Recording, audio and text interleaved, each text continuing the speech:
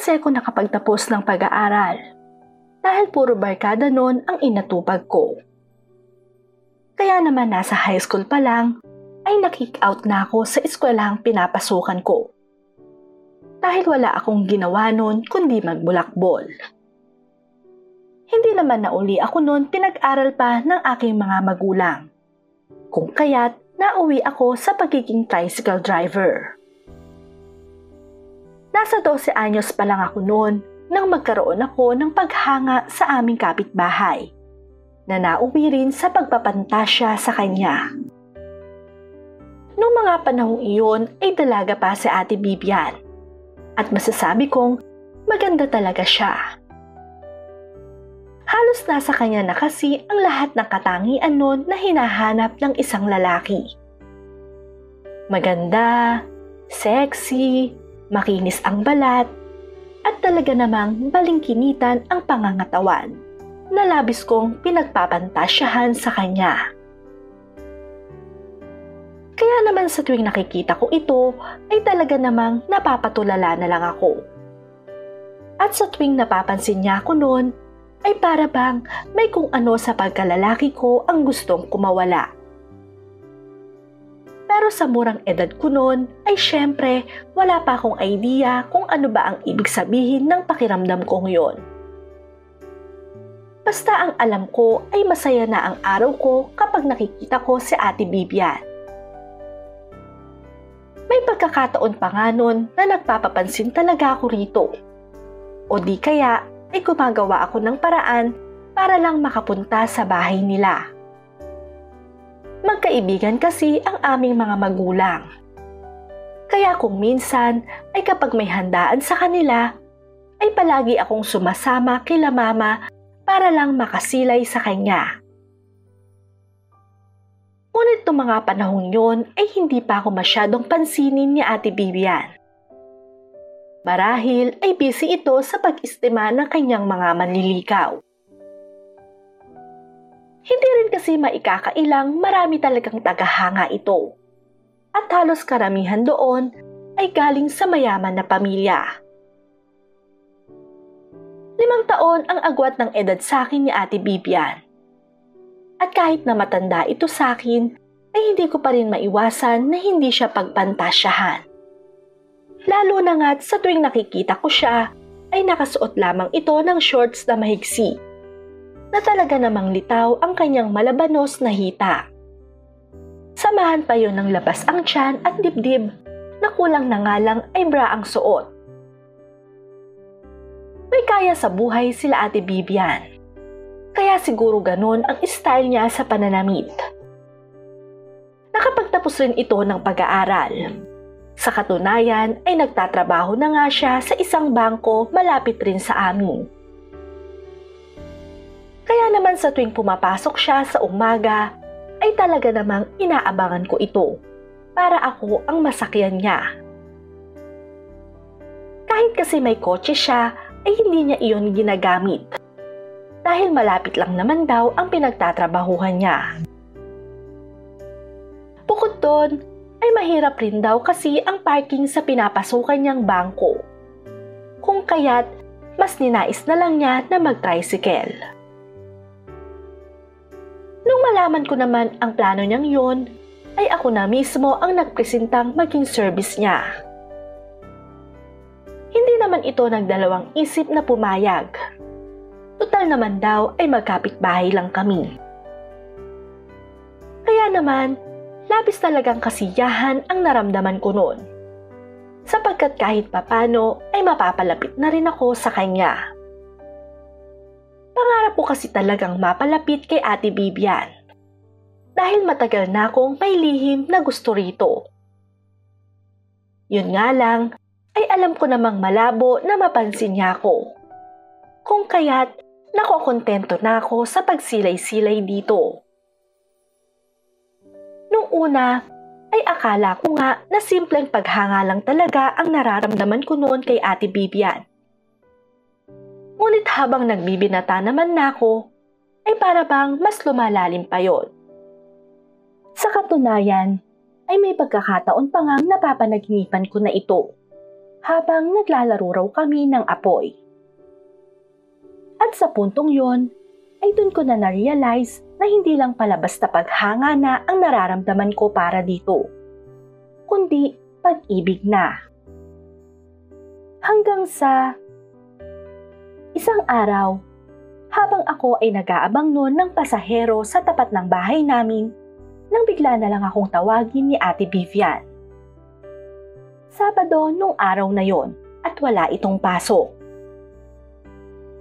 "George, pwede mo ba akong tulungan magbuhat sandali? Wala kasi si Papa at Mama eh." Uwi ka nito. "Oo naman, Ate Vivian. Asan po ba yung bubuhatin?" Tanong ko naman dito. "Halika sa loob, ituturo ko." Pahayag naman nito.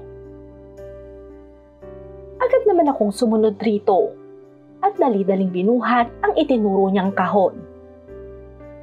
Naglalaman daw yon ng mga lumang gamit niya at pinadadala niya ito sa storage room nila. Medyo mabigat ang kahon, kung kaya't hindi ko yun kinayang mag-isa. Kaya naman, naobliga tuloy na tulungan ako ni Ate Vivian na buhatin yon, sapagkat walang iba na tutulong sa akin. Nakasuot lang ng spaghetti strap na blouse noon si Ate Vivian. At napansin kong tila wala itong panloob na bra. Kaya naman nang yumuko ito, ay hindi ko sinasadyang nasilip ang maputi at malusog niyang hinaharap. Dahilan para mag-init ang aking pakiramdam. Nang mga sandaling yun ay abalang-abala si Ate Vivian sa pag-aayos ng mga gamit niya. Samantalang ako naman ay patuloy lang sa pagtulong dito. Wala naman itong kamalay-malay na sa kabila ng ginagawa ko ay palihim lang akong sumisilay sa kanya. At habang abala ito sa pag-aayos, ay panay lang rin ang pagsilip ko sa mapuputi niyang hita at dibdib. Hindi ko nga rin nun naiwasan na pagpantasyahan ito habang nakatitig sa kanya. At nagulat na nga lang ako nang marinig kong tinatanong pala ako nito. "George, may kapatid ka bang babae?" Tanong nito sa akin. "Naku, wala ate eh. Puro barako kami." Pagbibiro ko naman dito. "Ganun ba? Sayang naman. Kanino ko kaya maibigay tong mga damit ko? Kesa naman itambak ko lang dito." Pahayag pa nito sa akin. "Kung gusto mo ate, ibibigay ko na lang sa mga pinsan ko. Tsak, matutuwa yung mga yon, lalo na't magaganda pa tong mga damit mo. At tsaka, bihira lang kasing makapagsuot ng magagandang damit yun eh." Suhestyon ko naman rito. "Sige ba, walang problema. O, heto yung isang plastic, kuhanin mo na yan." Wika naman ni Ate Vivian, sabay abot ng plastic. Nung araw na yon ay hindi na ako nakamamasada pa, dahil buong araw kong tinulungan si Ate Vivian. Pilit naman ako nitong binabayaran, ngunit hindi ko yon tinanggap para pandagdag points na rin sa kanya. Sapat na kako sa akin ang masarap na merienda at pananghalian na pinakain niya. Bukod doon, ay hindi naman kako siya iba sa akin.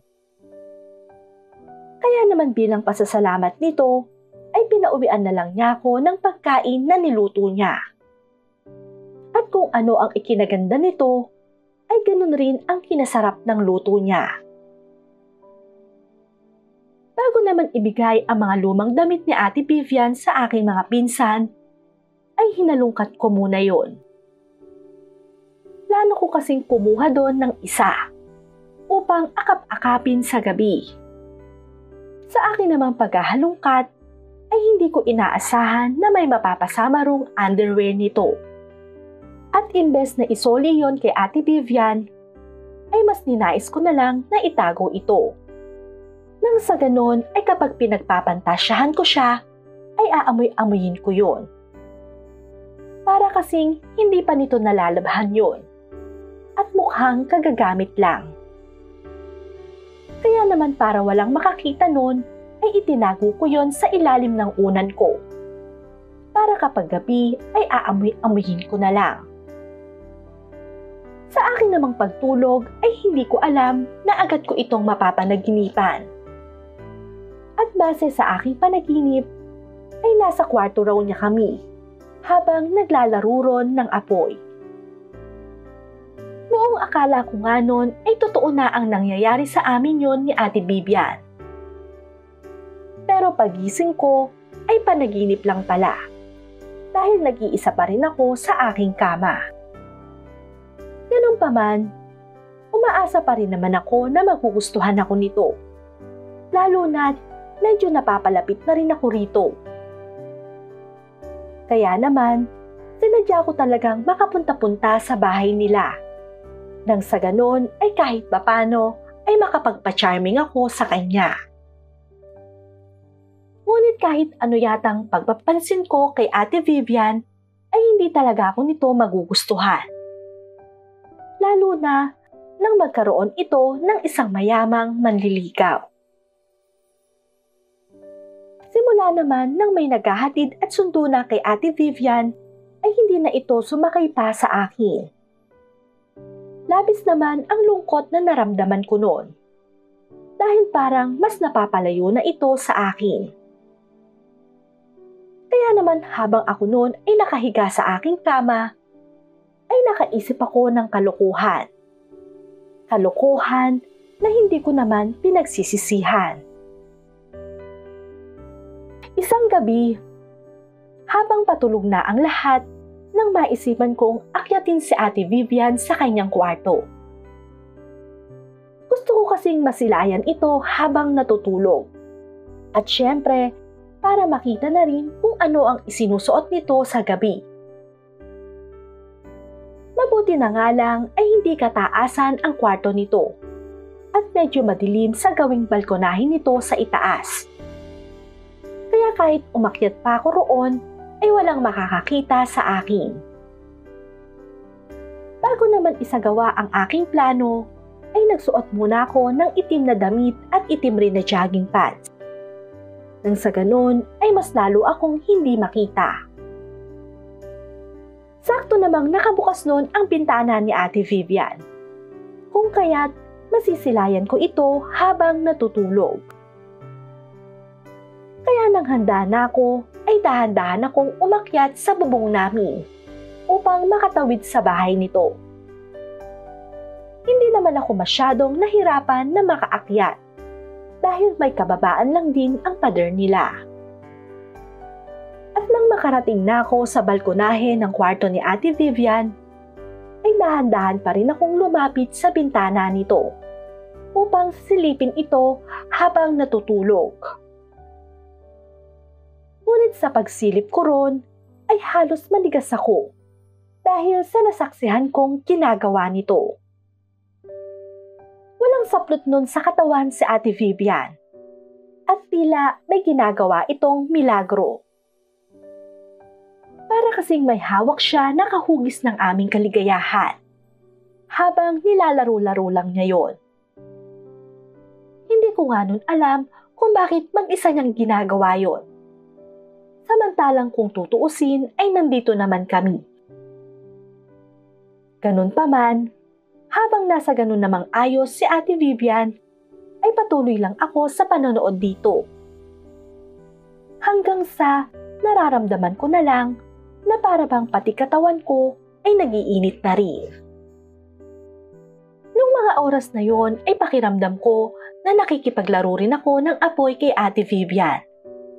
Dahil sa nakikita ko sa kanya. Yun nga lang, ay hindi ko siya aktwal na nahahawakan. Pero para sa akin ay nakakapaghatid na rin ito ng ibang sensasyon. Inimagine ko na lang na kunwari ay nasa tabi niya ako. Kahit pa ang totoo, ay gustong-gusto ko na siyang pasukin sa kwarto niya. Pero nung mga sandaling yun, ay pilit ko talagang pinigilan ang aking sarili. Sapagkat kontento na ako sa magandang tanawin na nakikita ko. Kahit kasi patay na patay ako kay Ate Vivian, ay hindi naman ako ganun kahilig sa kama para gawan ito ng masama. At syempre, kahit pinagpapantasyahan ko siya, ay may respeto pa rin naman ako sa kanya. Kung kaya't ayos na sa akin ang ganun, ang makita ang buo nitong katawan. Pagkatapos ng gabing yun, ay halos hindi yata ako nakatulog. Dahil ini-imagine ko pa rin ang magandang tanawin na aking nakita. Ngunit sa kasamaang palad, ay hindi ko alam na iyon na pala ang huling beses kong makikita yon. Sapagkat nabalitaan ko mula kay Mama na natanggap raw si Ate Vivian sa abroad upang dun na magtrabaho. Kaya naman simula nun ay hindi ko na ito makikita pa. Nang umalis si Ate Vivian ay parang kay bigat ng aking naramdaman. Ganun pa man, sa kabila naman nun ay ginawa ko na lang alaala ang nasaksihan ko sa kanya. Alam kong matagal ko na ito muling makikita. Pero kahit na ganun, ay mananatili pa rin ito sa panaginip ko. Hanggang dito na lang ang aking kwento. Ang inyong tagapagbahagi, George.